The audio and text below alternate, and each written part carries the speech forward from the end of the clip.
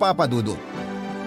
Parati po akong nakikinig sa inyong programa. Ang ganda po kasi ng programa ninyo dahil nabibigyan ninyo ng pagkakataon ng ating mga kabarangay.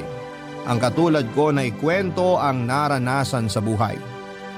Mga ilang ulit na rin akong sububok na magpadala ng sulat ko sa inyo pero tuwing susubok ko ako'y parati akong kinakain ng hiya. Na baka husgahan lamang ako ng mga tao. Pero naisip ko rin na kung hindi ko lalakasan, itong loob ko ay hindi ko rin maririnig kung ano man ang maipapayo ninyo o ng ating mga kabarangay sa sitwasyon ko. Ako po si Carmen. Noong elementary pa lamang ako'y lumipat na ang pamilya ko sa Navotas. Galing po kaming Negros. Sa Navotas kasi yung tambakan ng mga isda na siyang hanap buhay ng parents ko.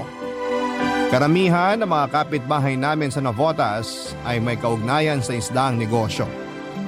Nang mag 18 years old na ako ay namasukan agad ako sa isang fast food chain. Dahil gusto ko magkaroon ng sariling pera para hindi ako aasa sa aking mga magulang. Sa pinagtatrabahuhan ay nakaipon naman ako ng kaunting pera, Papa Dudut. Dito ko sinimulan ang sarili kong negosyo kasama ang boyfriend kong katrabaho ko rin sa fast food chain. Gumagawa kami ng mga necklace at iba pang mga design gamit ang iba't ibang shells. Ito po ang naging negosyo ko, Papa Dudut. Nang mag-21 na ako ay nagkaroon na kami ng maliit na shellcraft stall. Katuwang ko pa rin sa negosyo ang boyfriend ko.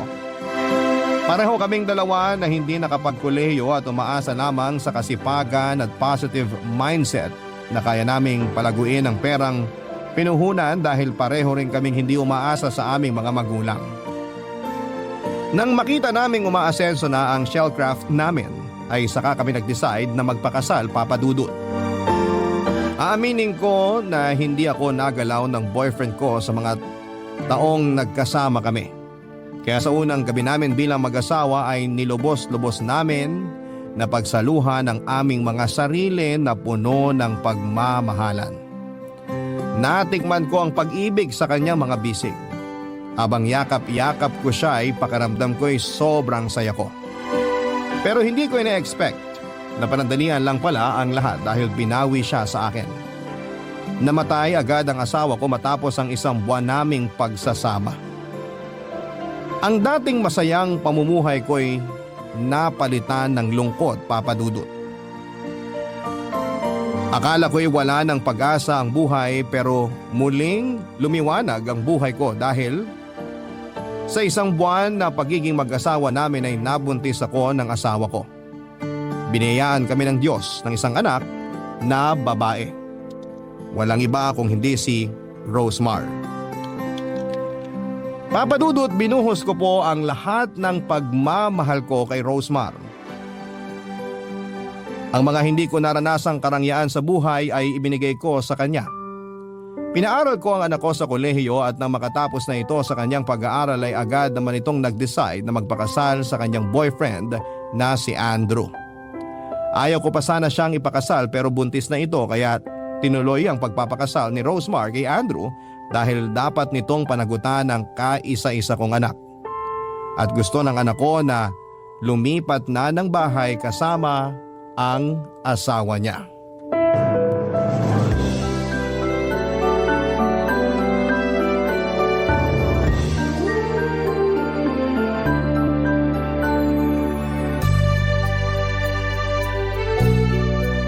Ma, parang kailangan na naming lumipat ni Andrew ng bahay. Ano? Ito ba ang gusto mo, Andrew? Opo. Kasi nga po mag-asawa na kami. Naku, ayoko. Hindi talaga ako papayag na iwan mo ko, Rosemar. Kaya dito lang kayo tumira ni Andrew sa bahay ko. Malaki naman to. Anong gagawin ko sa bahay kung ako lang mag-isa rito, di ba? Nakakahiya naman po sa inyo, tita. Pwede naman po kami humanap ng maliit na bahay na uupahan. Napag-usapan na po namin to ni Rosemar. Naku, ano ba kayo? Gastos lang yun. At ano ba yung tita-tita na yan? Nakalimutan mo na naman. Dapat mama na ang itawag mo sa akin. Sorry po, mama. Ayan. Masanay ka nang tawagin akong mama, ha? Opo, mama. Alam ko gusto mong masolo ang anak ko, Andrew. Pero iho, wag mo namang ilayo si Rosemar sa akin. Hindi pa talaga ako handa na lumayo ang anak ko sa akin eh. Si Rosemar lang ang anak ko kaya wag mo namang kaming paglayuin. Buti sana kung buhay pa ang mga magulang ko at may kasama ako sa bahay. Si Rosemar lang ang pamilya ko. Kayong dalawa. Kaya wag niyo naman akong iwan dito mag-isa. Maluwag ang bahay. Please anak.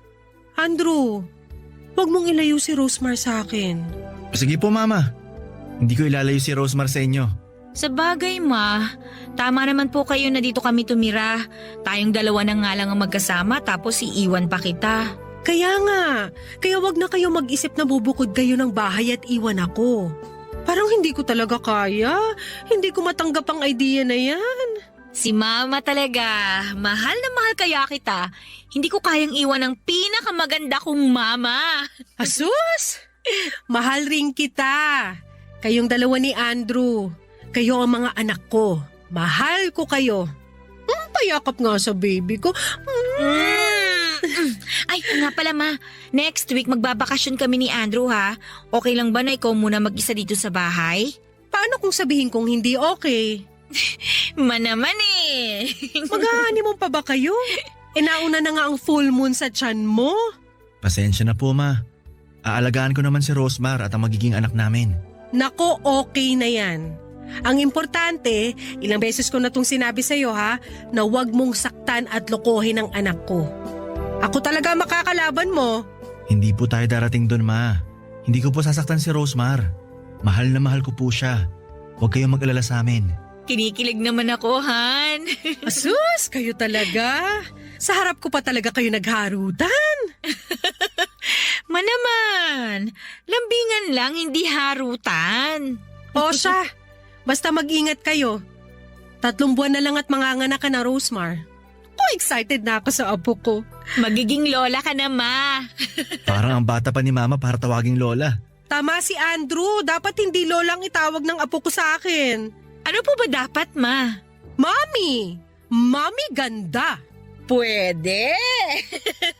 Ayan, baby. Excited na ang mami mo na makita ka. Ang maganda mong Mami.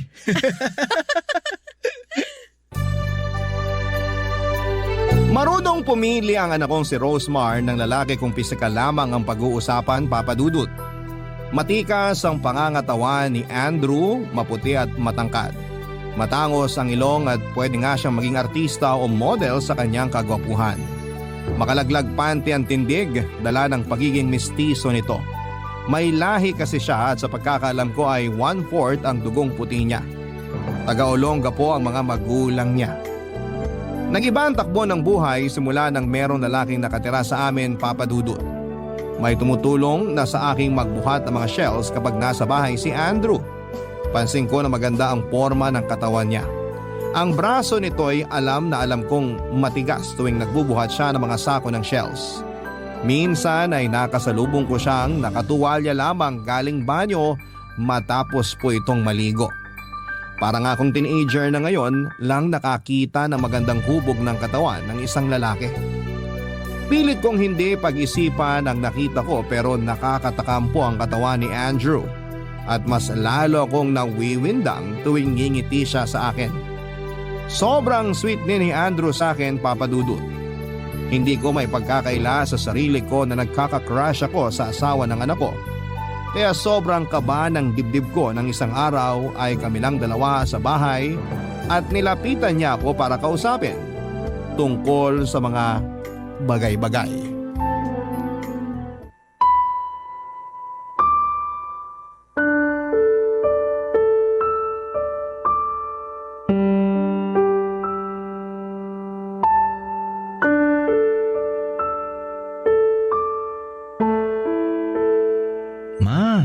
Kausapin niyo naman ako.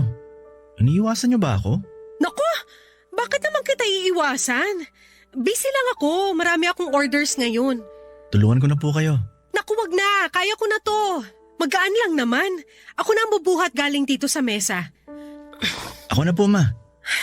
Andrew, please. Bitawan mo ang kamay ko. Oh, nanginginig kayo? Please, bitawan mo na ako. Ma, Alam kong matagal mo na akong tinitingnan. Ilang beses na kitang nahuli na tinititigan mo ko. Alam kong may lihim kang pagtingin sa akin. Ano ba yung pinagsasasabi mo? Tumigil ka nga. Alam kong tama ako. Gusto mo ako, ma. Halata sa tingin mo. Hindi mo ba naririnig yung sarili mo? Irespeto mo naman ako bilang magulang ng asawa mo. Parang anak na kita. Walang makakaalam. Ikaw at ako lang. Lumayo ka nga, Andrew. Baka kung ano magawa ko sa'yo. Hindi ba tuwing naliligo ako, hinihintay mo na lumabas ako ng banyo para lang makita ang katawan ko? Ilang beses kitang nahuli. Ilang beses kong sinadya yun. Doon ko natumbok na tama ang hinala ko. Walang duda. Gusto mo nga ako. Hindi totoo yan. Malisyoso ka lang. Ma, sabi ko nga sa'yo, walang makakaalam. Andrew, isa na lang. Bitawan mo ko. Huwag ka na mag-deny, ma. Alam kong tinatago mo lang yung nararamdaman mo sa akin dahil asawa ko ng anak mo. Andrew, please. Magiging sikreto natin to. Itatago natin. Promise yan. Walang makakaalam. Tigilan mo ko, Andrew. Ano ba? Andrew!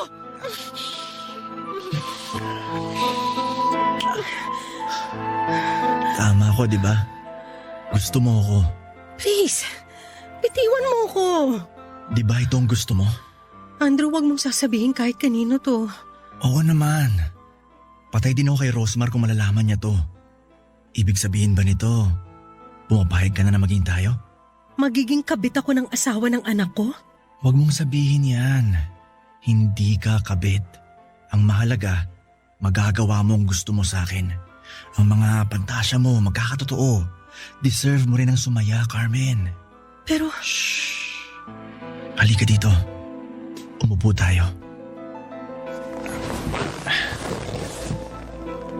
Alam mo ba, hindi lang ikaw nagpapantasya. Carmen, pinagpapantasyahan din kita na isang araw magkatabi tayo tulad nito. Na hinahawakan kita, hinahalikan. Talaga ba? Oo, maniwala ka. Gusto kita, Carmen. Gustong gusto.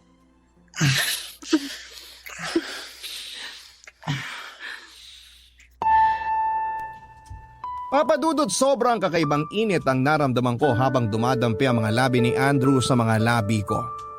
May ibang kuryenteng pumasok sa pagkatao ko. Ang kanyang mga braso na hinihimas ko at ang kanyang matipunong dibdib na bumabangga sa akin ay sobrang nagbibigay ng ibang init sa aking pagkatao. Sa aking pagkababae na matagal nang hindi nakayakap ng isang lalaki. Ginawa namin ang gawaing mag-asawa, Papa Dudut. Binigay ko ang sarili ko kay Andrew nang walang pag-aalinlangan dahil sa mga oras na yon ay uhaw na uhaw ako sa init na mga bisig ni Andrew. Ang nasa utak ko lamang ay mairaos ang nararamdaman ko na matagal ko nang pinipigilan. Hindi ko inisip ang pinagsaluhan kong kaligayahan ay ang kaligayahan ng anak ko. Inisip ko lamang na parang hiniram ko lamang ang oras na yon. Si Andrew. Wala sa isipan ko ang magiging kabit niya, ang maging karibal ng sarili kong anak at hindi ako mga agaw, hiniram ko lang sandali si Andrew noon. Pero kabit ba ang tawag sa akin at paano kong malalaman ng anak ko ang sikretong malupit na ito na may nangyari sa aming dalawa ng manugang ko na si Andrew, Papa Dudut. Barangay Love Stories. Barangay Love Stories. Papa Dudut, inilihim namin ni Andrew ang naging relasyon naming dalawa. Hindi ko lubos maisip sa buhay ko na magiging kabit ako ng asawa ng anak ko. Hindi ko akalain na magiging ahas ako sa anak ko. Kahit ganito ang nangyari ay mahal ko ang anak ko. Ayaw kong masaktan siya at ayaw kong masira ang pamilya nilang dalawa ni Andrew. Kaya walang araw na hindi ako natatakot na baka mabunyag na. Sa iisang bahay ay may dalawang ilaw na pinagsasaluhan ng nag-iisang haligi nito. Tama po, nakikisalo lamang ako. Hindi ko aangkinin si Andrew, hinihiram ko lamang siya. Tuwing wala si Rosemar ay nagaganap ang mga gusto namin ni Andrew. Malaya kaming ginagawa ang nagpapasaya sa aking pagkababae. Umabot ako sa punto na parang parati kong hinihiling na sana'y parating wala ang anak ko para kaming dalawa lamang ni Andrew ang nasa bahay at mangyayari ang gusto naming mangyari na walang nakakaalam. Umabot ako sa ganon, Papa Dudut. Isang araw nang magsiping kaming dalawa ni Andrew ay muntik na kaming mahuli ni Rosemar. Dumating siya sa bahay eksaktong patapos na kami ng pinagsaluhang init sa sahig kasama ang mga shellcraft. Hindi ko pala nalakang pinto ng kwarto. Mabuti na lamang at madali lang maisuot ang duster ko at si Andrew ay agad niyang naisuot ang shorts niya. Akala ko talaga ay katapusan na namin at mahuhuli na ang ginagawa naming pagtataksil. Sobrang fresh pa sa memory ko kung gaano ako natakot sa mga oras na yon.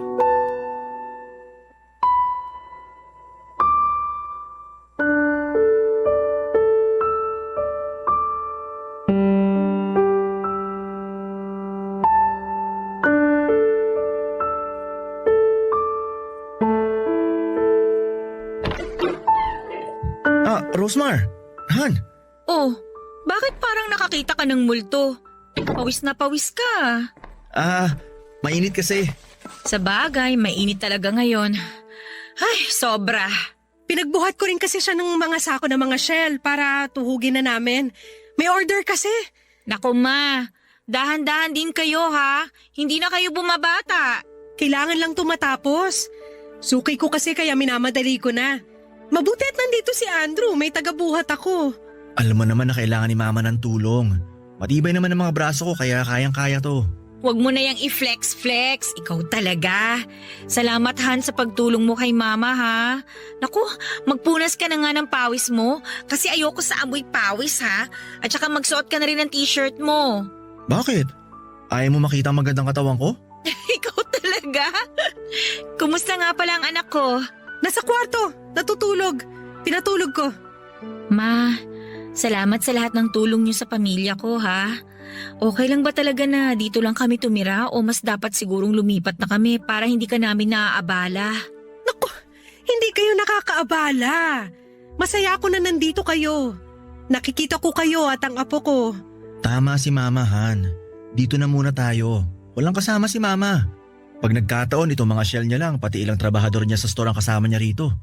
Iba pa rin kapag nandito tayo.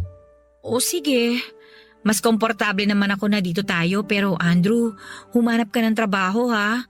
Sabi ng papa mo dapat na tayong lumipat ng bahay para daw magporsige kang maghanap ng trabaho. Si Papa talaga. Huwag kang mag-alala. Hahanap ako pero for now, dito muna ako tutulong sa negosyo ni Mama Carmen. Lalo na ngayon na marami ang order kaya inaakit niya na dito para dito gawin ng iba. Alam mo, okay na okay sa akin kasi nakakatulong ka dito kay Mama. Pero mas maigi rin na may totoong trabaho ka talaga. Don't worry, Han. Hahanap ako. Pakis nga ako. Naku, magpunas ka muna. Amoy pawis ka talaga. Parang pagod na pagod ka sa pagbubuhat ah. Ito na nga, magpupunas na. Punta lang ako sa kwarto natin. Maligo ka na rin. Tsura nito. Ma, okay ka lang ba dito? Okay lang ba ang lahat pagdating sa negosyo mo? Bakit naman ako hindi magiging okay? Kabisado ko na ang pasikot-sikot dito tsaka hindi naman ako nawawala ng customer. Ito ang libangan ko at dito kita binuhay. Sa bagay. Tsaka alam ko nag-e-enjoy ka dito. Pero ma, alagaan mo rin yung sarili mo ha. Parang hindi ka na nagsusuklay eh. Tsaka ma, magbra ka rin kahit nandito ka lang sa bahay. Baka mamaya may makakita sa yung ibang tao. Ngayon lang naman to. Mainit kasi. Kahit na. Ikaw talaga ma. Payakap nga ako sa mama ko. Mahal na mahal kita ma. Mahal din kita anak. Ay teka, pawis ka rin ma. Ano ba tong init ngayon ano? Grabe tuloy yung tagaktak ng pawis nyo. Kaya nga sobrang init. Pinapawisan ako. Kailangan ko na rin magpunas. Kailangan mo nga ma.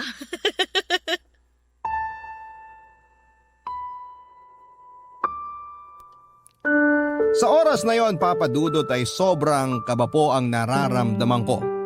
Paano kung nabuking kami at nakita ng anak ko ang ginawa naming kataksilan? Kaya naging wake-up call sa akin na muntikan kaming mabuking na dalawa ni Andrew. Kaya naisipan kong gusto ko nang tigilan ang anumang ugnayan naming dalawa ni Andrew. Baka dahil ilang beses ko lang na-enjoy ang pagsasama ng asawa ko noon sa kama kaya naging ganito ang tingin ko sa pakikipagtalik kasama si Andrew.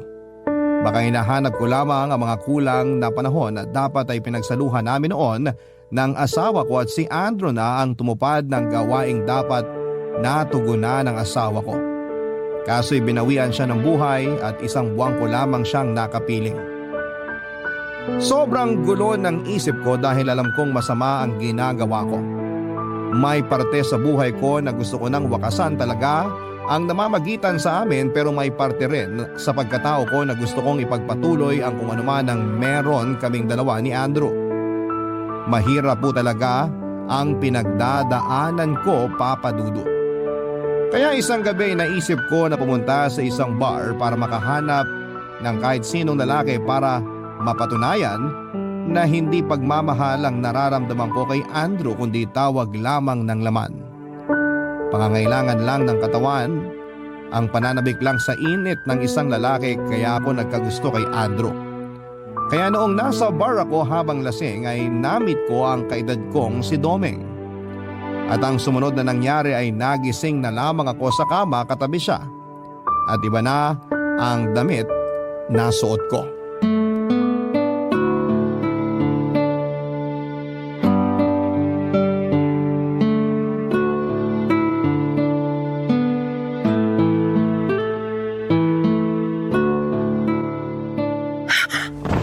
Ano nangyari? Anong ginawa mo sa akin? Bakit ito na ang suot ko? Ano nangyari? Ito naman masyado kang praning. Relax ka lang. Nakakapraning naman talaga. Pag mo akong pagtawanan, anong ginawa mo? Teka, may nangyari ba sa atin? Anong ginawa mo sa akin? Nangyari sa atin? Naku, wala. Mali ang iniisip mo. Matino akong lalaki, no? Hindi ako naniniwala sa'yo. Grabe ka naman. Nagmamalasakit na nga ako sa'yo eh. Anong malasakit ang pinagsasasabi mo? Yan ang problema. Magpapakalasing ka na sobra tapos ngayon nagbibinta ka ng kung ano-ano. For the record, walang nangyari sa ating dalawa. Hindi naman ako ganung tao. May respeto ako sa babae kasi may kapatid din naman akong babae at may nanay ako. Pero bakit nandito ako sa kama mo? Bakit magkatabi tayo at bakit iba na tong suot ko? Nasobrahan ka sa inom kaya nasukaan mo yung damit mo. Kaya pinalitan ko suot mo. Ibig sabihin nakita mo ang katawan ko? Ano naman? Gusto mo matulog na may suka? Nakakahiya. Huwag ka nang mahiya. Ang importante, maayos ka na. Kailangan ko na palang umuwi. Pero masakit ng ulo ko. Hangover yan. Uminom ka na maraming tubig. Pinagluto na rin kita na makakain mo. Kumain ka muna bago ka umuwi sa inyo. Salamat. Domeng. Ako si Domeng, Carmen. Sobrang nalasing ata talaga ako kagabi. Hindi ko na maalala pangalan mo. Ano pa kaya mga pinaggagawa ko? Medyo halatang lasing ka nga kagabi pero maayos ka pa naman. Wala kang ibang ginawa kundi ang sumuka. Naku, para akong matandang lasengga. Hindi naman. Halata lang na hindi ka sanay uminom. Hindi nga ba? Oo, hindi nga. Domeng, salamat ha. Kung hindi ka ang nakasama ko baka ano nang nangyari sa akin. Walang anuman. Sige na, tumayo ka na dyan. Kumain ka. Kaya mo na ba? Parang kaya ko naman pero mabigat pa rin ang ulo ko. Mawawala rin yan. Sana nga mawala agad to. Pero parang lalagnatin ako sa sakit. Ihatid na kita mamaya kung okay lang sa'yo para naman makauwi ka na maayos. Naku, wag na. Kaya ko na. Ito naman, huwag ka na mahiya. Wala naman akong trabaho ngayon. Kaya hindi abala sa akin kung yan ang iniisip mo. Salamat, Domeng. Teka, baka may asawa ka na at ako... Single pa ako. Talaga? Oo. Parang kailangan ko na nga ng kasama pa uwi. Ayun. Sasama kita pa uwi. Kumain ka muna. Sige. Matapos akong kumain ay hinatid na ako ni Domeng sa bahay, Papa Dudut. Siniguro niya talagang safe akong makakarating sa bahay. Sa totoo lang ay naging kampante ako sa kanya kaya noong niyaya niya akong lumabas ay sumama agad ako. Madali niyang nakuha ang loob ko, madali niya akong napaibig O pag-ibig ba talaga ang nararamdaman ko sa kanya sa mga oras na yon? Basta ang alam ko sa sarili ko ay gusto ko nang mawala ang pagnanasa ko kay Andrew.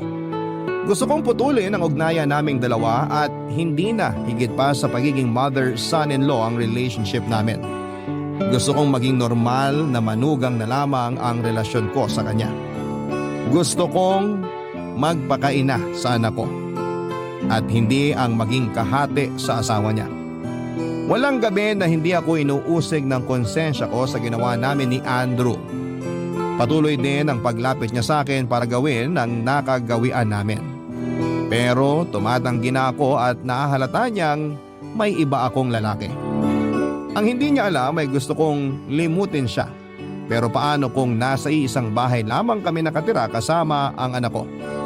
Kaya kapag magkasama kami ni Domeng ay mas nararamdaman ko ang kapayapaan na sana'y si Domeng na lamang ang dumating kaagad sa buhay ko para hindi na nangyari sa aming dalawa ni Andrew ang kasalanang pinagsaluhan namin. Walang sabit si Domeng at may trabaho po ito. Hindi siya kagwapuhan, Papa Dudut, pero hindi naman sa lahat ng oras ay ang panlabas na anyo ang batayan kung mahal mo ang isang tao. Nasa puso ang pagmamahal. Ang tunay na pagmamahal ay yung wala kang nasasakta na ibang tao. At hindi mo tinatago ito dahil kapag nabunyag ay tiyak na ikakasira talaga ng buhay mo. Barangay Love Stories. Barangay Love Stories. Matapos ang halos 3 buwan nang una kong makilala si Domeng ay naging kami ng dalawa kaagad, Papa Dudut. Gusto ni Domeng na ipaalam namin ito sa anak ko dahil hindi naman ako bata para ilihim ang tungkol sa amin. At pareho naman kaming walang sabit na dalawa. At dito ko na nga sinabi kay Domeng ang tungkol kay Andrew dahil gusto kong tapat ako sa kanya. At kung hindi niya matatanggap ang nakaraan ko ay hindi ko ipipilit ang sarili ko. Ang akala ko ay hihiwalayan niya ako, Papa Dudut, pero hindi. Mas minahal niya ako at hindi niya ako hinusgahan. Para sa kanya ay pinagtagpo kami ng tadhana para iligtas ako kay Andrew at maibaon sa limot ang sikretong ugnayan ko sa asawa ng anak ko. At matigil na ang hindi kanais-nais na ugnayan ko kay Andrew. Na dapat ay manatiling manugang lamang si Andrew sa buhay ko. Kaya hindi maiaalis na mainit ang ulo ni Domeng tuwing naiisip niya ang tungkol kay Andrew. Para sa kanya ay isang oportunista ito at tinitake advantage ang kahinaan at sitwasyon ko para makuha ang gusto nito. Ang sabi sa akin ni Domeng na kailangan nang malaman ni Rosemar ang tungkol sa relasyon naming dalawa ni Domeng para tumigil na si Andrew sa kanyang pangungulit sa akin. Ayaw din ni Domeng na malalaman ni Andrew na alam niya ang tungkol sa naging relasyon ko kay Andrew. Ang gusto niya na tinanggap niya ako bilang ako at dapat hindi na niya iisipin pa ang tungkol kay Andrew. Lalo na't alam niyang putol na ang ugnayan ko dito at sure akong wala na talaga, Papa Dudut. Nakapagdesisyon na akong tigilan na ang kahibangan ko kay Andrew. Pero isang araw ay nagalit si Andrew sa akin ang kamilang dalawa sa bahay. Nalaman niya na pinaalam ko na kay Rosemar ang relasyon naming dalawa ni Domeng.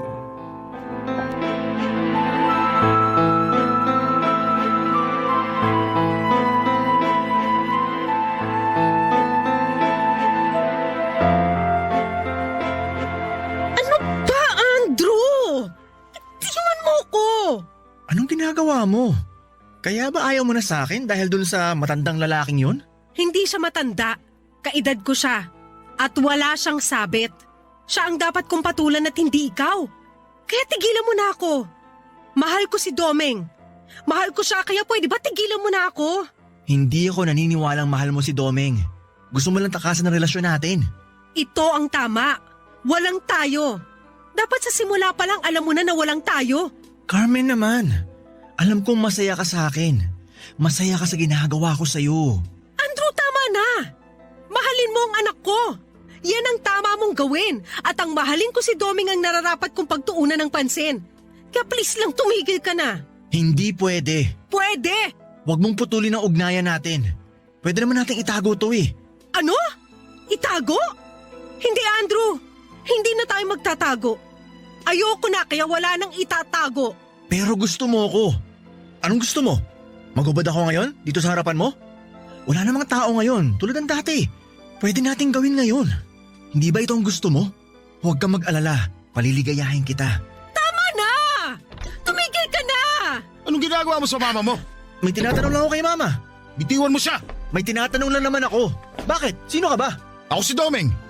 Wala ka talaga respeto sa mama mo, no? Nirerespeto ko siya. Ganyan ba pag respeto? Yung nasasaktan na si Carmen sa higpit ng pagkakahawak mo? Ganyan ba ang asta ng isang manugang? O baka naman, hindi mo mapigil ang sarili mo? Ano pinagsasabi mo? Tigilan mo si Carmen! Domeng, huwag ka nang makialam. Hindi! O ikaw! Baka akala mo hindi ko alam na malaki ang atraso mo. Hindi ka dapat pamarisa dahil oportunista ka. Anong pinagmamalaki mo? Yung itsura mo? Alam mo kung ano meron kami ni Carmen? Alam na alam ko kung walang iyaan mo. Kaya bitiwan mo na si Carmen. Ano? Hindi mo ba rin bibitawan? Bakit? Anong gagawin mo kung hindi? Iba talaga yung apog mo ah! Ano ba? Tumigil kayo! Kapal ng mukha mo! Walang iya ka! Pakialamero! Ikaw ang walang iya! Wala kang respeto! Puro kayo pa niyang nasa isip mo! Wala Ibang kang klase ka! Dapat sa'yo pinulumpan! Doon na tayo sa loob ng kwarto ko. Andrew, umayos ka ah. Umayos ka bilang asawa ng anak ko. Umayos ka bilang tao dahil gusto ko na magpakatao. Hindi ako hayop. Sana ilagay mo yan sa utak mo. Mahalin mo ang anak ko. Yun ang dapat mong gawin. Halika na, Domeng. Ayusin mo yung pagbumukha mo ha! Domeng, tama na. Tigilan mo na yan.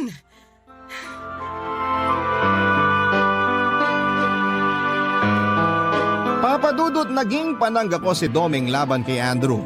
Siya ang matibay na pader na sinasandalan ko sa mga oras na yon. Kung wala si Domeng, siguro ay patuloy akong ginagamit ni Andrew. Patuloy ang pagtataksil ko sa anak ko at patuloy ang ahasan sa loob ng bahay. Nalaman ni Rosemar ang nangyari kay Andrew at kay Domeng. Naging masama ang loob ni Rosemar kay Domeng dahil sa natamong pasa ni Andrew sa mukha niya. Hindi alam ni Rosemar ang tunay na nangyari at pinalabas lamang namin na nag-aaway ang dalawa. Kaya nagsapakan dahil hindi sa pagkakaintindihan. Kaya naisipan kong lumipat na lamang kami ni Domeng ng bahay. Ibinigay ko sa anak ko ang bahay ko bilang pamana sa kanya at bilang kabayaran sa nagawa kong kasalanan na hindi niya alam. Gusto kong umiwas na sa gulo, Papa Dudut. Gusto kong iwasan ang tukso at gusto kong iwasan si Andrew. Ayaw pa sana ni Rosemar na ipamana ko sa kanya ang bahay at lumipat na kami ni Domeng pero tinanggap niya rin ang desisyon ko. Nasa Navotas pa rin ang shellcraft ko at umuupa kami ng maliit na bahay ni Domeng. Para kami nagsisimula parang katulad ng una kong asawa. Naisipan din namin ang magpakasal para tuluyan ang kalimutan ng tila bangungot ko sa tuwing nakikita ko ang anak ko. Sa totoo lang, Papa Dudut, tuwing kaharap ko si Rosemar ay inuusig ako ng konsensya. Isang araw, Papa Dudut, ginawan ako ng surprise birthday party ng anak kong si Rosemar. Nandun siyempre si Andrew. Masaya ako sa surprise pero kumakabog sa kaba ang dibdib ko tuwing kaharap ko si Andrew, lalo na't nagsisimula na naman siya sa mga banat niya sa akin.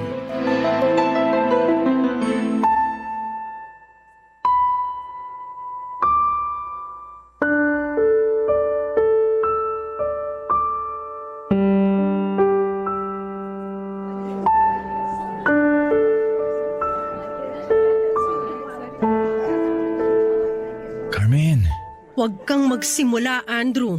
alam kong gusto mo pa rin ako. Pwede pa rin natin gawin yung mga ginagawa natin. Sa totoo lang, miss na kita. Tumigil ka. Baka may makarinig sa'yo. Sige na, magkita tayo. Pwede tayo sa motel. Hindi mo ba talaga ako titigilan? Tama na yung mga panahon na yon. Malaking pagkakamali yon. Hindi dapat ako nagpadalos-dalos eh. Dapat igalang mo rin ako bilang nanay ng asawa mo. Ikaw naman? Binabastos na naman kita pag gusto mong bastusin kita. Anong meron dito? Parang kanina ka pa kumukuha ng lechon, Andrew ah. Ako na, kukunan kita para matapos na. Carmen, hinahanap ka ni Rosemar. Asikasuhin mo na mga bisita mo. Sige, pupuntahan ko siya. Umayos kayong dalawa ah. Sige na, punta mo na sila. Ako nang bahala dito. Hindi mo ba talaga siya titigilan? Hindi ka pa ba marunong makontento at lumugar ha? Alam mo dapat na kung ano lang ang para sa'yo, yun lang ang kunin mo. Kung hindi ka lang asawa ni Rosmar, pinagulpi na kita eh. Gusto mo bang sabihin ko kay Rosmar yung kademonyohan mo para matigil ka na? Sasabihin ko na pinipilit mo lang si Carmen. Sasabihin ko rin sa asawa mo na isa kang walang kwentang tao dahil pati nanay niya mismo, inaswang mo. Hoy, wag mo akong subukan. Pinalagpas ko lahat ng mga nangyari sa inyo. Pero ngayong asawa ko na si Carmen, hindi ka na makakaporma ng alanganin. Ang bait ni Carmen sa inyo tapos winawalang hiya mo. Kaya subukan mo ulit hirita si Carmen. Ako natutugba sa'yo. Naintindihan mo? Bobo ka ba? Hindi mo naintindihan yung sinabi ko? Naintindihan ko. Han, ano nangyayari dito? Tito Domeng, sana naman hindi kayo ulit magkainitan ni Andrew ha. Birthday ni Mama. Baka bugbugin nyo na naman si Andrew. Magagalit na talaga ako sa inyo. Hindi naman. Ito nga, tinutulungan ko siya maghiwa ng lechon. Gagawin daw nilang pulutan ng mga trabador ng mama mo. Okay po. Ay, teka, family picture tayo. Sumali ka na rin, Tito. Tara! Okay. Sige.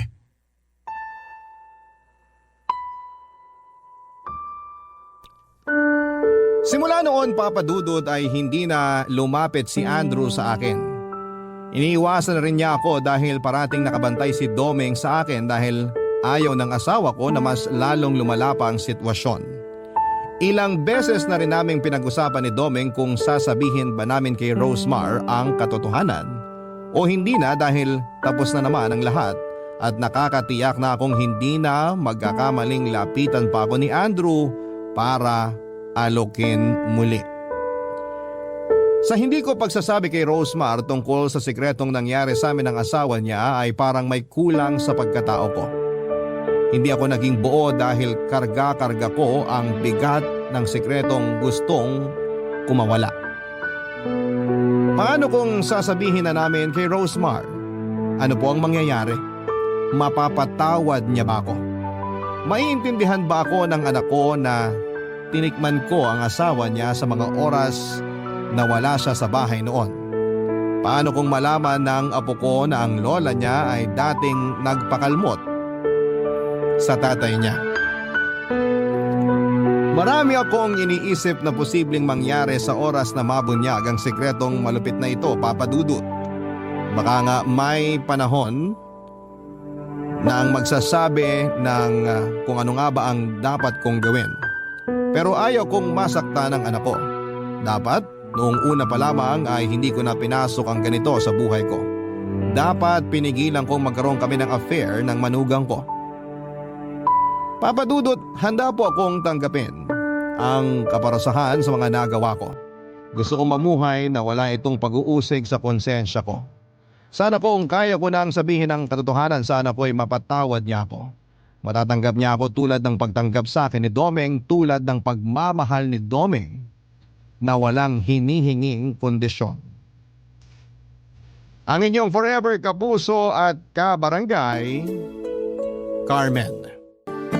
Dear Papa Dudut, kilalang pamilyang Pilipino sa pagkakabuklod-buklod. Nasa kultura na po natin na magsama-sama 1 o 2 beses sa isang taon para magkumustahan sa pamamagitan ng reunion. Noong bata pa kami ng mga kapatid ko ay laging sinasabi sa amin ni Mama na pamilya lang daw ang matatakbuhan namin sa oras ng kagipitan at pangangailangan. Kaya dapat ay hindi namin sirain anumang relasyon ang meron kami sa aming mga kamag-anak. At kahit na nga ngayong matanda na ako ay dala-dala ko pa rin sa puso ko ang mga pangaral na yon sa amin ng nanay namin. Bago ko ipagpatuloy ang pagkukwento ay gusto ko munang bumati ng isang magandang tanghali sa mga kabarangay natin. Ako si Lana, kaka-34 ko pa lamang at taga Fairview, Quezon City. Isa ako sa mga libu-libong tagapakinig ninyo. Sa katunayan ay nahawaan ko na nga ang mister ko sa pagmamarathon ng mga istorya ninyo online. Bukod kasi sa mga aral at inspirasyon sa buhay na napupulot namin sa pakikinig sa Barangay Love Stories, nagsisilbi na rin po yung bonding namin ng asawa ko, Papa Dudut. Pero hindi love story namin ang gusto kong ibahagi sa kwento ko ngayong tanghali. Magsisimula ang lahat 3 years ago onwards. Dati kaming nakatira sa Navotas dahil mangingisda ang tatay ko. Doon na rin sila nagkakilala ni Mama at karamihan sa mga kamag-anak namin ay taga doon din. Masasabi ko na masaya at magulo ang kabataan ko kasama ang mga kapatid ko't pinsan. Hindi po kami mayaman pero laging pinaghahandaan nila Mama at ang mga kapatid niya ang Pasko at bagong taon kung saan ay nagsasama-sama kami para kumain at magpalaro. Yon ang kaugaliang kinalakhan ko, kaya inakala kong perpekto ang aming pamilya.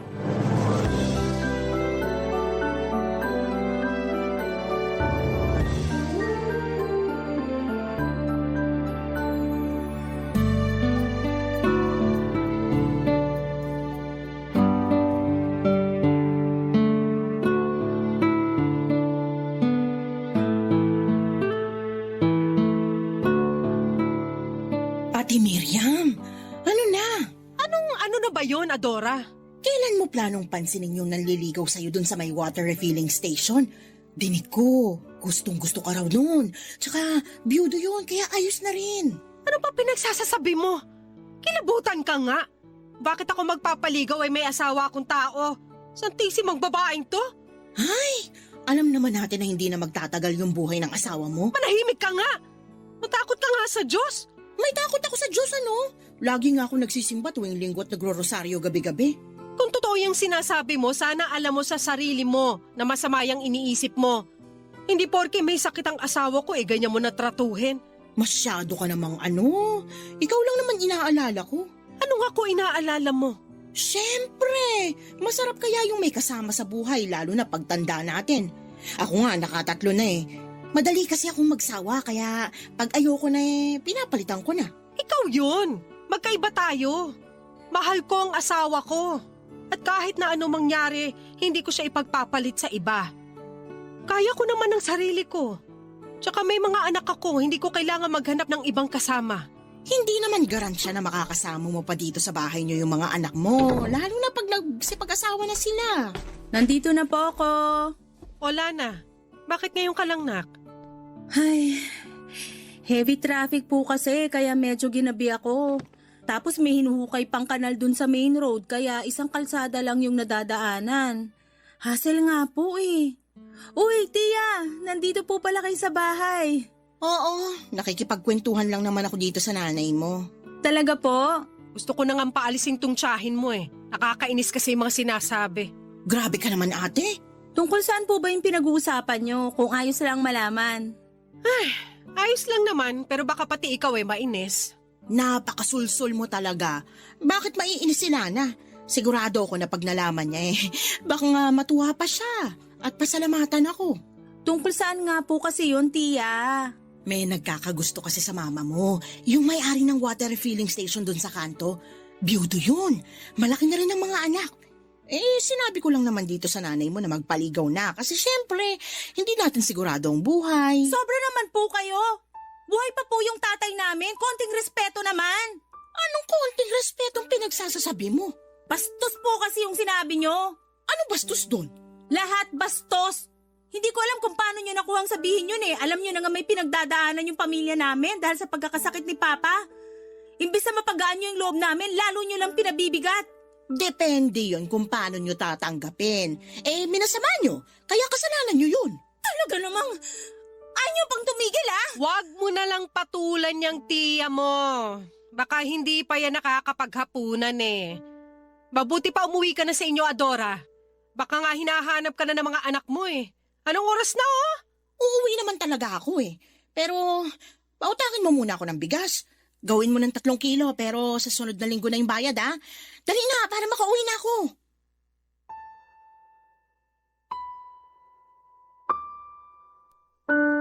Papa Dudut pangalawang kapatid ni Mama si Tia Adora. Sa 5 kapatid ng Mama, ang tiyahin kong ito ang hindi ko masyadong paborito. Matabil kasi ang dila niya kahit na lagi niyang sinasabi na prangka lang daw siya. Pero para sa akin ay magkaibang bagay po yun. At habang nagkakaedad ako ay lalo kong napatunayan kung gaano siya kasakit magsalita. Bukod doon ay napaka-insensitive din niya na tao. At patunay na doon ang Pangbubugaw niya kay mama sa ibang lalaki kahit na buhay pa naman at ang malala pa ay may sakit ang tatay namin.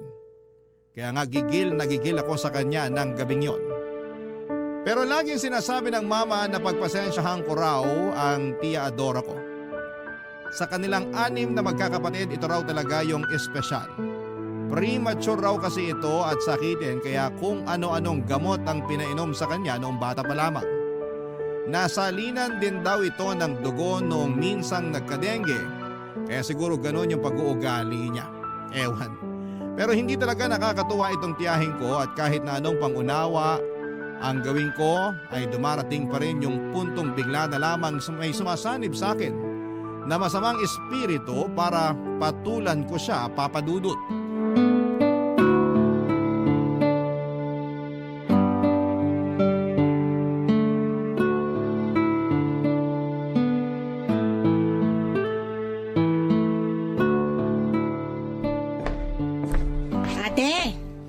Ate, nandiyan ka ba sa tindahan nyo? Ay, tiya, kayo pala. Wala po si mama, namalengke po. Ganun ba? Pwede ba akong makautang? Ano pong uutangin nyo? Panlaba lang sana. Sabong bareta tsaka powder. Samahan mo na rin ng sabong mabango, pampaligo tsaka shampoo at conditioner. Sige po, pero kailan nyo po planong bayaran? Grabe ka naman. Di ko pa nga nagagamit yung mga inutang ko. Tinatanong mo na kung kailan ko babayaran. Huwag niyo po sanang masamain. Siyempre, pinapaikot lang ni mama yung puhunan ng tindahan. Babayaran ko naman kayo Masyado kong sigurista. Ilang beses niyo na po kasing sinabi yan, pero hanggang ngayon wala pa rin kayong inaabot na pambayad. Yung inutang yung bigas, sabi niyo babayaran niyo sa susunod na linggo. Hanggang ngayon, wala pa rin. Tapos pumatong na lang yun sa mga utang niyo nung nakaraang buwan pa. Madadagdagan na naman po ngayon. Wala na pong space sa listahan niyo, Di isulat mo sa likod. Late-late na bagay pinoproblema mo. Huwag naman po kayong ganyang magsalita. Paano hindi ako magkakaganito? Akala mo ang laki-laki ng kasalanan ko sa inyo kamag-anak nyo naman ako. Kaya nga po pinagpapasensyahan namin kayo kapag delay yung bayad nyo kasi kamag-anak namin kayo. Ito na po yung mga kinuha nyo, tiya. Pinlastik ko na rin para di na po kayo mahirapang bitbitin. Ay, salamat naman. Buti naisip mo yan. Walang anuman po. Ingat po kayo. Sandali. Maalala ko lang. Parang malapit ka nang mag-birthday, di ba? Po? Opo. Sa susunod na buwan na yon. Buti pa kayo naalala nyo. Ako kasi nakalimutan ko na. Uy, syempre. Tanda ko lahat ng birthday ng mga pamangking ko, no? Okay po. Pero, ilang taong ka na ba sa birthday mo? 30? Hindi po. 32 na po ako noon. Nako, lalagpas ka na pala sa kalendaryo. May masama po ba doon? Meron. Lalo na hanggang ngayon wala ka pa rin pinapakilala sa mama mo. Kailan mo ba kasi planong mag-asawa? Asawa agad? Wala pa nga po akong boyfriend. Di sige, boyfriend. Kailan ka ba magbo-boyfriend? Tia Adora. Wag mo na akong lilinyahan na wala ka pa namang hinahabol na deadline kasi ipapaalala ko lang sa'yo na hindi ka na bumabata. May expiration yung matres nating mga babae kung plano mo magkaanak. Baka mahirapan ka na. Sige ka. Alam ko naman po yun. Alam mo naman pala bakit hanggang ngayon wala ka pa ring boyfriend? Siguro babae gusto mo, no? Huling check ko sa sarili ko, lalaki pa rin naman po. Kaya nga lumandi ka na. Gayahin mo ako. Talo pa kita Ano pong gagayahin ko sa inyo? Yung mabilisan yung pagpapalit ng mga lalaki? Hay, sobra ka naman sa sinabi mo. Huwag niyo na po kasing problemahin yung tungkol sa pagkakaroon ko ng boyfriend. Darating din po tayo doon. Baka nga magulat na lang kayo kasi naunahan ko na kayo magpakasal. Ay, nakakainis ka naman Alis na nga ako rito bago pa masira ang araw ko. Sige po, ingat po uli kayo. Baka makatapa kayo ng jackpot lalong masisira araw nyo. Papa Dudut, taon-taon na lang laging kinukumusta ni Tia Adora kung kailan ko planong mag-asawa. Yun bang parang may pa-countdown siya na malapit na raw lumagpas sa kalendaryo ang edad ko. Akala mo naman ay may makukuha akong premyo sakaling magka-boyfriend na ako o makapag-asawa tulad ng gusto niyang mangyari. Kahit na sanay na ako sa mga tanungan niyang ganon, Papa Dudut, ay hindi ko pa rin mapigilang ma-stress lalo na na may pinagdadaanan ng pamilya namin dahil sa pagkakasakit ni Papa. Tapos ay sumasabay pa talaga siya. 5 ang mga anak ni Tia Dora, 25 anyos ang panganay at 8 taon naman yung bunso. May naging karelasyon siyang mga lalaki at nagkaanak sa mga ito, pero kapwa hindi nauwi sa kasalan. Bale sa una niyang kinasama, 3 ang naging anak niya at sa pangalawa naman ay 2. Hiwalay na rin naman siya doon at noong mga panahong yon ay meron na siyang boyfriend na mas bata sa kanya ng 15 taon. 43 years old na ang tiyahin ko at 28 naman na yung boyfriend niya. 3 taon lang ang tanda sa panganay niya.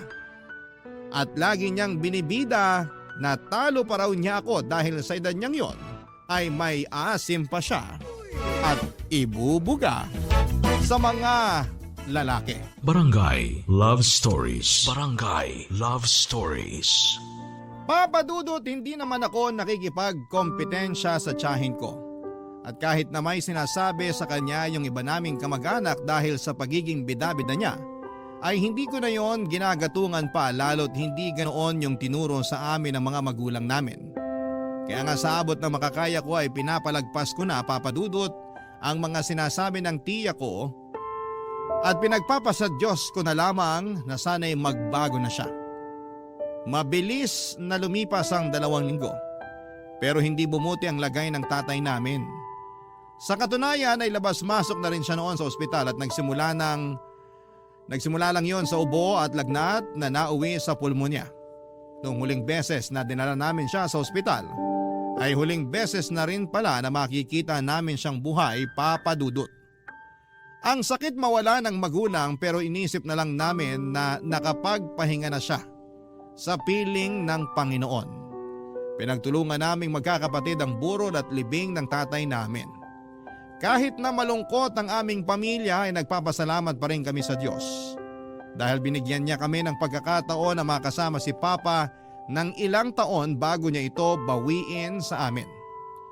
Kahit na iniwan na kami ng tatay namin, nanatiling matatag ang aming pamilya. Nangako kami ng mga kapatid ko sa isa't isa na hindi namin pababayaan ang mama namin. Pero lagi namang sinasabi ni Mama na kaya niya ang sarili niya at ayos lang daw kung gusto na naming mag-asawa o bumukod. Malalaki na rin kasi kami at nasa tamang edad na rin. Tapos na rin kami sa pag-aaral, may pinagkakakitaan namang maliit na tindahan si Mama. Pero pinangako ko sa sarili ko na habang wala pa akong asawa ay babantayan ko ang mama namin at aalagaan ko siya. Mabilis nga na lumipas ang 3 buwan at nakarating sa kaalaman ko na patuloy pa rin kinukulit ng tiyahin ko si Mama na magpaligaw gayong wala na raw naman ang tatay namin. Grabe kung hindi ba naman talaga tinamaan ng lintik, Papa Dudut.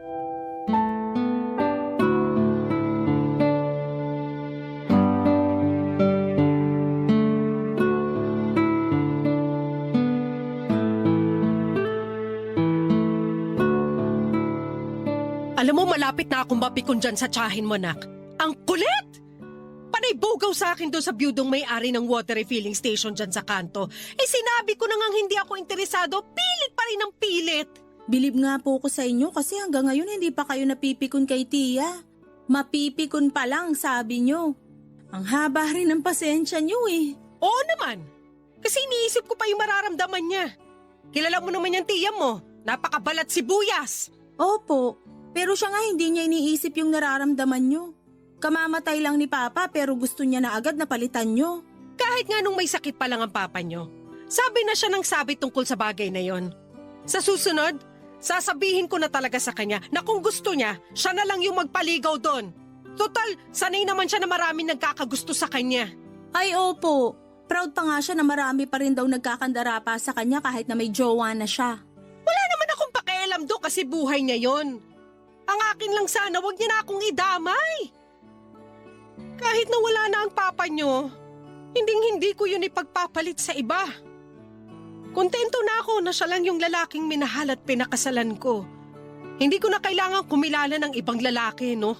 Sana maintindihan ni Tia na hindi lahat ng tao katulad niya.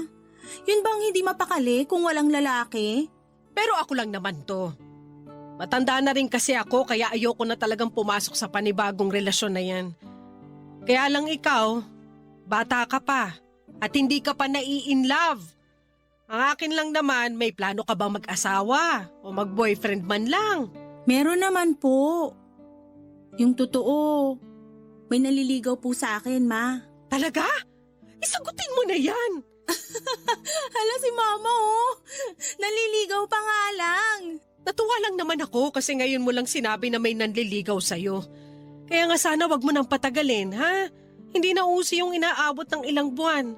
Sagutin mo na agad para maipakilala mo na rin sa amin ng mga kapatid mo.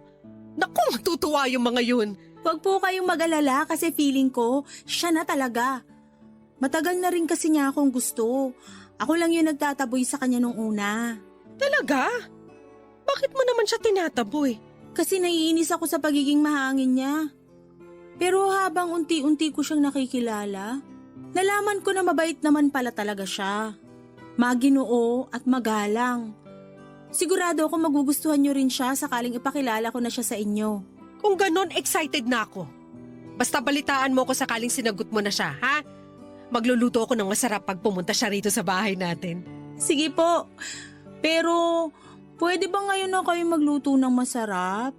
Namimiss ko na po kasi yung special sisig niyo eh.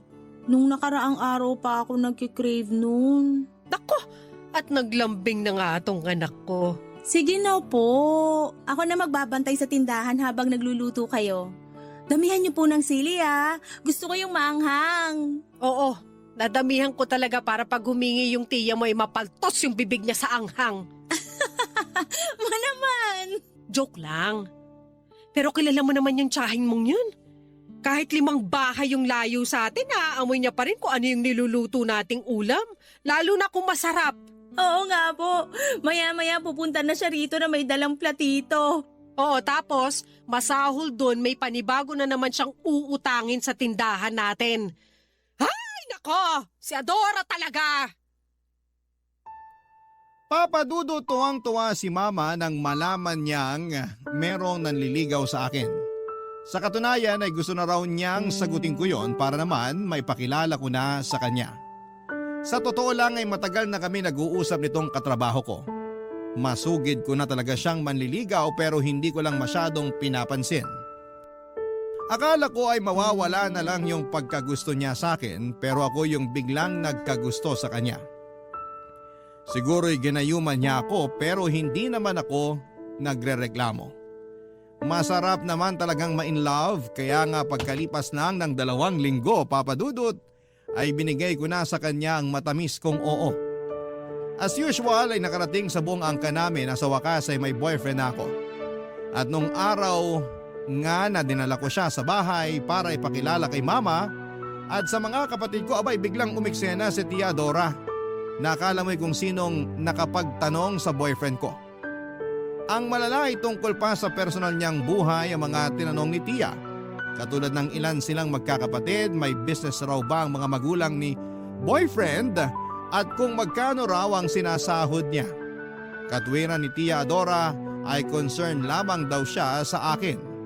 Kung kaya ba niyang buhayin ang pamangkin niya kapag nagpakasal na kami. Nakakaloka. Hindi nagtagal ay na-engage kami ng boyfriend ko at nagpakasal na rin kami, Papa Dudut. Nang mga panahong yon ay may bahay na kami na binigay ng parents ng asawa ko sa kanya. Pero i-renovate pa lang namin kaya sa bahay muna kami tumira. Kasama si Mama lalo na noong nabuntis ako.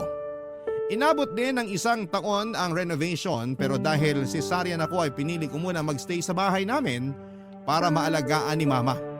Ang hirap din kasing kumilos kung ako lang mag-isa. Lalo na at sariwa pa yung tahi ko. Pero nakaraos din naman ako at hindi nagtagal ay sumapit yung araw ng pagpapabinyag namin sa aming baby. Pero hindi ko akalain na pati yon ay guguluhin ni Tia Adora nang mag-imbita siya ng sandamakmak niyang mga kazumba sa binyag ng anak ko para makikain, Papa Dudut.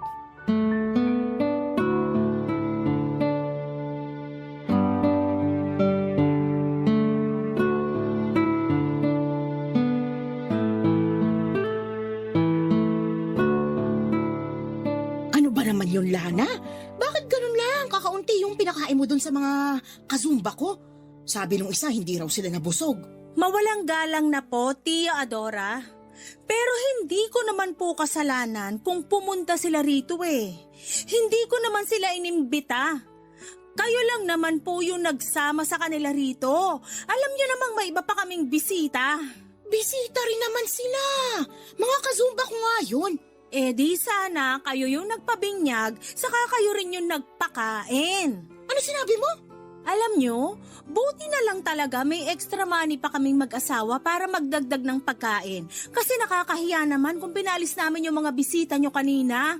Pero imbes na magpasalamat kayo sa akin o kahit man lang humingi ng pasensya dahil masyado kayong pabida, nakuha nyo pa talaga akong awayin kasi hindi nabusog yung mga kazumba nyo? Nasa tamang pag-iisip po ba kayo?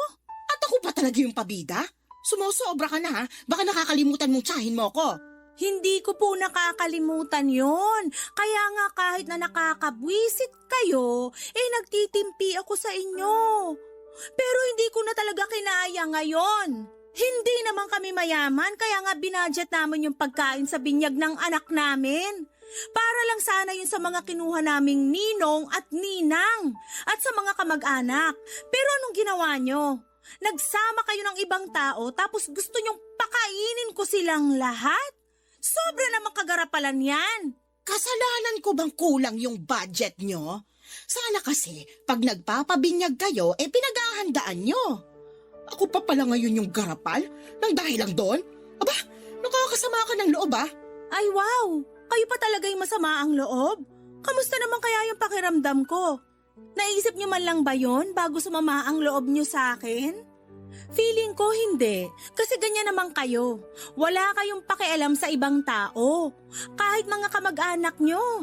Kasi sarili nyo lang yung palagi nyong iniisip. Hindi totoo yan ha, huwag kang mag-imbento. Hoy Adora, ginawa mo pa talaga sinungaling yung anak ko?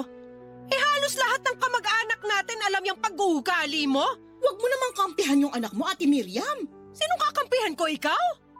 Alam mo matagal kong iniwasan na masaktan ng damdamin mo Kaya hindi kita madalas pinapatulan. Nagtitimpi ako sa'yo kasi magkapatid tayo at ayoko masira ang relasyon natin pero nakakainis ka na talaga. Pati binyag ng apo ko hindi mo pinalagpas. Ano ba kasing kinakagalit nyo pagkain lang naman yun. Kahit siguro ano talagang paliwanag namin, hindi mo maintindihan yung punto rito. Ay nako, ewan ko sa inyo mag-ina, makakarating sa iba nating kamag-anak na inaway nyo at pinagsalitaan ng kung ano-ano. Tingnan natin kung hindi kayo masira sa kanila. Lalo ka na, Ate Miriam. Akala mo kung sino ka. Di magsumbong ka! Gusto mo samahan pa kita? Tara! Grabe ka na talaga sa akin Yung ugali mo ang mas grabe! Ang tanda-tanda mo na pero wala ka pa rin pinagkatandaan. Sana naman bago ka mang-insulto ng kapwa mo, matuto ka namang manalamin nang sa ganon, makita mo rin kung gaano kadumi ang pag-uugali mo. Ang hirap sa'yo, masyado ka nagbubulag-bulagan. Tama po si Mama. Sana ma-realize nyo yon bago pa mahuli ang lahat. Wala akong dapat ma-realize dito kasi alam ko sa sarili ko na wala akong ginawang mali. Ang yayabang nyo porque umasenso lang kayo ng konti. Tandaan nyo na laging binababa ng Diyos sa mga mapagmataas. Wala pong nagmamataas dito. Kung meron, baka kayo. Sumusobra ka na talaga, Lana. Hindi mo na ako ginalang. Hindi ka rin kasi marunong gumalang sa iba. Kaya paano ka igagalang ng anak ko? Mabuti pa, umuwi ka na sa inyo! Sige na! Mabuti pa nga. Ayoko na makita yung mga pagmumukha nyo. Papa Dudut, hindi ko na nga napigilan ang sarili ko na pagsalitaan ng masakit ang tiyahin ko dahil sa ginawa niya. Walang respeto na kung yon ang gusto niyang itawag sa akin pero harap-harapan na niya akong binastos dahil sa ginawa niya. Mabuti na lang talaga at nagawan pa rin namin ang paraan na mapakain ang lahat ng mga in-invite niya na wala naman sa listahan namin. Pero syempre napagastos kami ng malaki ng asawa ko. Hindi naman kami mayaman kaya nga hanggat maaari ay binabudget namin ang aming pera. Pagkatapos ng insidenteng yon ay naggalit at nagtampo sa akin si Tia Dora. Hindi niya ako kinausap at narinig ko na lamang na chinichismis niya kami ni Mama sa iba naming mga kamag-anak, Papa Dudut. Pero mas marami siyang sinasabi tungkol sa akin na kung ano-anong hindi magaganda sa pandinig tulad ng maramot daw ako, gahaman at hindi na aasenso. Alam ng mga kamag-anak namin na hindi yun totoo dahil matulungin akong tao. Pero sinabi ng mister ko na wala naman daw akong dapat na patunayan kasi alam din naman nila kung gaano kagarapal ang tiyahin namin. At habang tumatagal, Papa Dudut, imbis na magbago ay lalong lumalala ang ugali niya sa pagiging tsismosa, Papa Dudut. Barangay Love Stories. Barangay Love Stories.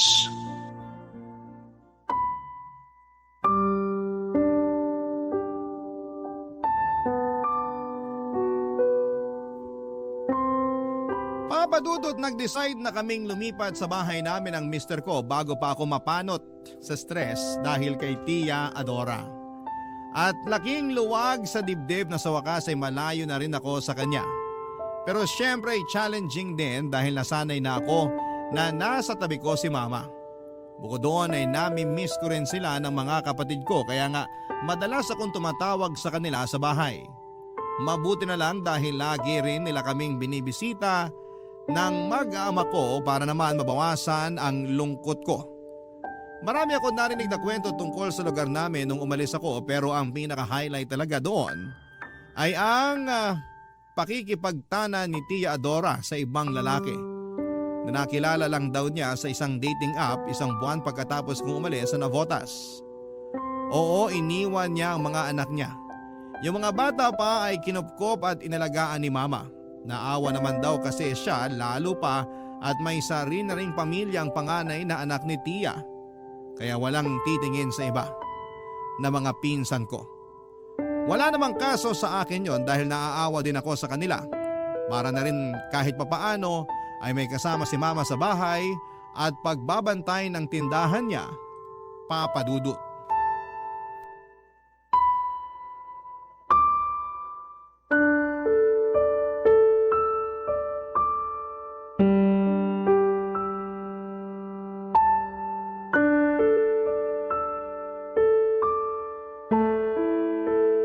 Nasaan na kaya si Tia Adora, no?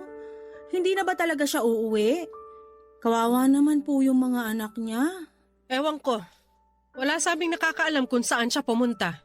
Hindi rin naman magawang tumawag kahit man lang kumustahin yung mga anak niya. Grabe. Hindi ko akalain na meron palang mga magulang na kayang abandonahin yung mga anak niya para lang sa isang lalaki. Kaya nga eh. Lahat kami ng iba mong tiyahin at tsuhin nagulat din. Ano pong sabi ng boyfriend ni Tia? Yun nga. Nalaman namin na hiniwalayan na niya pala. Kasi raw napansin niya nanlalalaki na. Bukod doon, ginagatasan lang daw siya at madalas awayan kapag wala siyang maibigay na pera. Kawawa rin. Pero buti na lang natauhan. Kasi bata pa naman yun. Baka makakilala pa siya ng mas matinong babae na pwede niyang pakasalan kesa dun sa tiyahin mo. Ay, si Tia po talaga yung may problema rito. Hindi siya mapakali pag wala siyang ibang lalaki. Kaya siguro lagi silang naghihiwalay ng mga kinakasama niya noon. Ay oo, madalas yan silang nag-aaway noon. Matindi. Sa sobrang tindi, nagkabaranggayan pa sila. Ay lalo na yung tatay ng 3 niyang anak. Pinapatulan talaga nun si Adora. Hindi rin nagpapatalo pero sa huli sumuko rin sa ugali ng kapatid ko. Ako nga na ate niya sumusuko rin sa kanya. Pero dahil sa ginawa ni Tia, mga anak naman niya ang apektado. Kaya nga, sa sobrang awa ko dun sa mga magkakapatid, iniisip ko ng kupkupin. Tama lang naman po yung ginawa niyo kasi wala na rin namang titingin sa kanila. Oo nga, kasi yung panganay ni Adora may asawa at sarili na ring pamilya. Pero kinokontak naman po ba kayo? Oo, lagi nga kinukumusta yung mga kapatid niya. Sabi niya sa akin pupunta raw siya sa bahay sa susunod na linggo. Mag-iipon lang daw sila ng pamasahe. Bakit po? Saan na ba sila nakatira ngayon? Umuwi pala sila ng probinsya ng asawa niya, dun sa Bohol. Naku, ang layo na rin pala ng tirahan niya. Oo, pero lagi naman siya nakikipag-usap sa mga kapatid niya sa cellphone.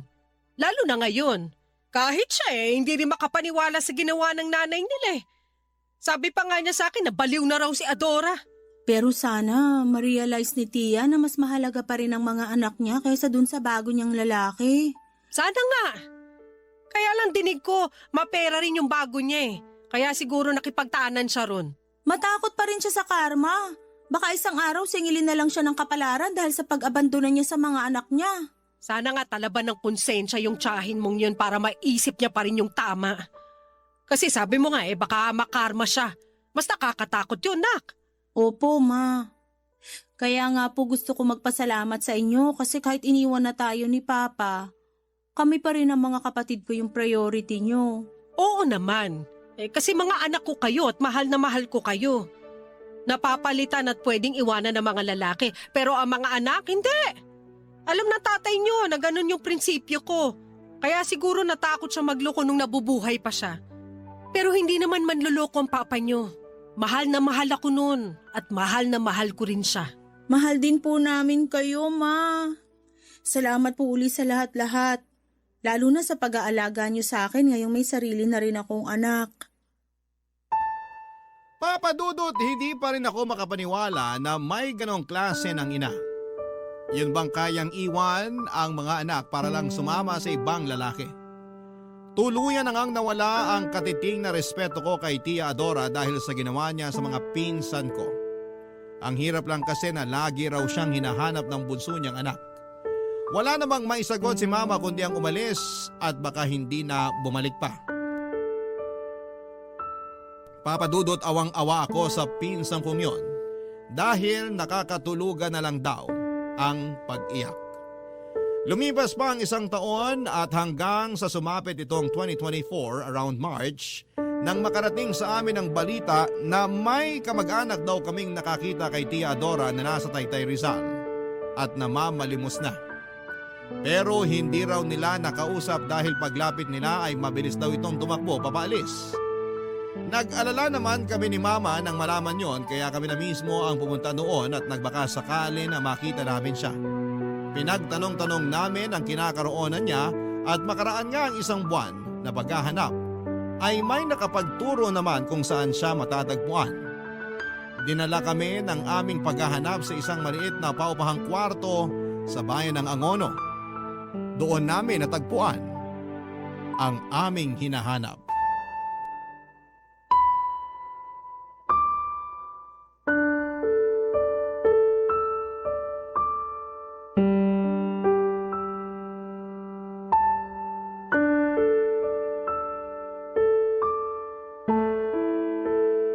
Pasensya na kayo, ate. Kasi hindi pa ako nakakapag-ayos ng bahay. Kakagaling ko lang sa pagtitinda kaya medyo pagod pa ako. Hindi ko lang din kasi akalain na mahahanap niyo ko rito. Wala namang kaso kung magulo pa tong nirerentahan nyo. Hindi naman kami maarte ng anak ko. Pinuntahan talaga namin kayo dito nung nalaman namin na may nakakita raw sa inyo na kamag-anak natin na namamalimos. Totoo po ba yun, Tia? Oo, pero isang beses ko lang ginawa yon. Oh, bakit ka umiiyak, Adora? Desperado na kasi ako noon eh. Wala nang tindahang nagpapautang sa amin eh. Gutom na kami ng anak ko.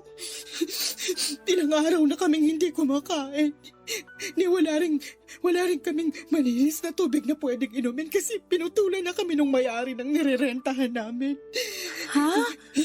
Grabe naman yun. Ilang buwan na kasi kaming hindi nakakabayad ng renta kaya tama lang daw na putulan niya kami ng tubig at kuryente. Tapos palalayasin niya na sana kami kung wala pa ako maibabayad kaya nga dumilihensya na ako sa pamamalimos. Hiyang-hiya ako pero tiniis ko na lang kasi nga para rin naman yan sa amin ng anak ko eh. Kaso doon ko nga nakita yung isa nating kamag-anak. Lalapitan niya sana ako pero natakot ako kaya tumakbo ako palayo. Bakit mo kasi siya tinakbuhan?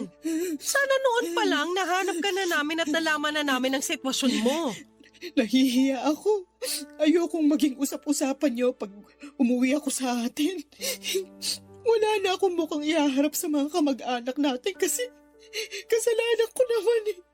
Siguro nga ito na yung karma ko kasi iniwan ko yung mga anak ko. Ang sama-sama akong ina. Tahan na po, Tia.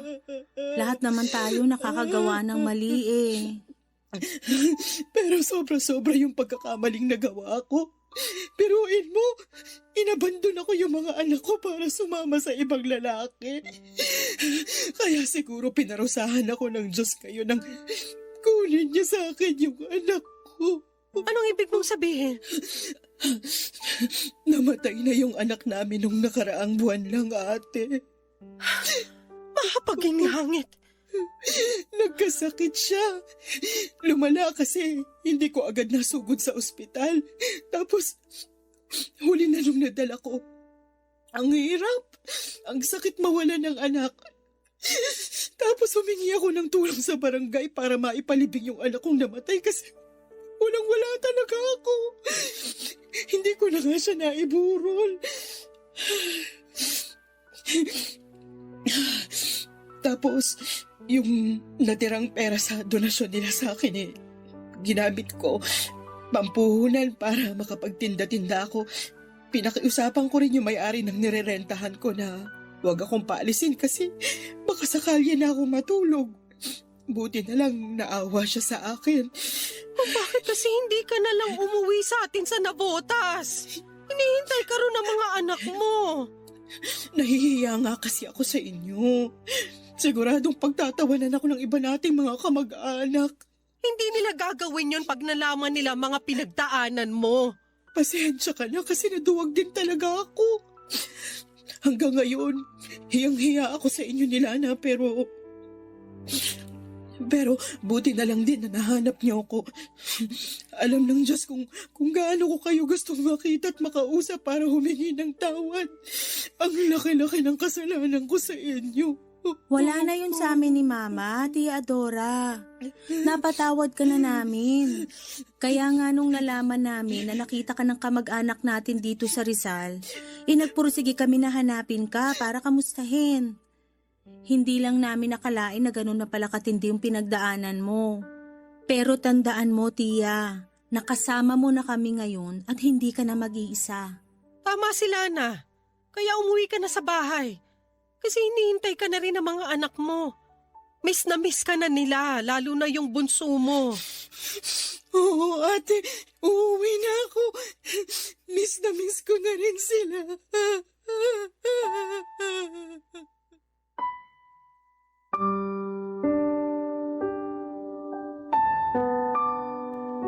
Papadudot awang-awa kami ni Mama sa mga sinapit ni Tia Dora. Ayon pa sa kanya ay naging malupit daw ang kinakasama niya noon. Noong nagtanan sila ay dinala siya nito sa Rizal, nagsama sila at nabuntis pero 3 buwan pa lamang ang tiyahin niya or tiyan niya nang magloko ito at iwanan na siya. Nalaman niyang nagsisinungaling lang pala ito sa kanya noong sabihin itong mapera ito kasi may negosyo. Masyado raw nasilaw sa pera sa Tia Dora kaya nagpauto siya rito at hindi na nakapag-isipan ng tama. Kaya nga noong karmahin siya at magkasunod-sunod ang kamalasan sa buhay niya ay pinagsisihan niya ng gusto ang mga kasalanan niya. Sa ngayon, papadudot nasa Navotas na ulit ang tiyahin ko kasama ang mga anak niya. Nagkapatawaran na rin naman sila kaya masaya na rin kami para sa kanila. Tinulungan din siya ni Mama na makapagsimulang muli sa pamamagitan ng pagpapahiram ng puhunan para ipagpatuloy ang pagtitinda niya. Kaya nga meron na ring pinagkakakitaan si Tia Dora na siyang pantustos niya sa mga pangangailangan nila ng mga anak niya. Ang laki ng pagsisisi niya sa buhay dahil naging gahaman siya at garapal. Ilang beses niyang sinabi sa akin na gusto na niyang magbagong buhay at masaya ako kasi nakikita ko naman na sinusubukan niya talaga. Tulad ng sinabi ko ay napatawad ko na siya sa mga kasalanan niya sa amin. Sa huli, pamilya pa rin namin siya at pamilya ay laging nagtutulungan at hindi nagtatanim ng galit sa isa't isa. Hanggang dito na lamang po ang sulat ko, Papadudot, at sana'y kinapulutan po ito ng aral at inspirasyon ng mga kabarangay natin sakaling mapili po ninyong i-ere sa inyong istasyon. God bless sa Barangay Love Stories and more power sa inyong lahat.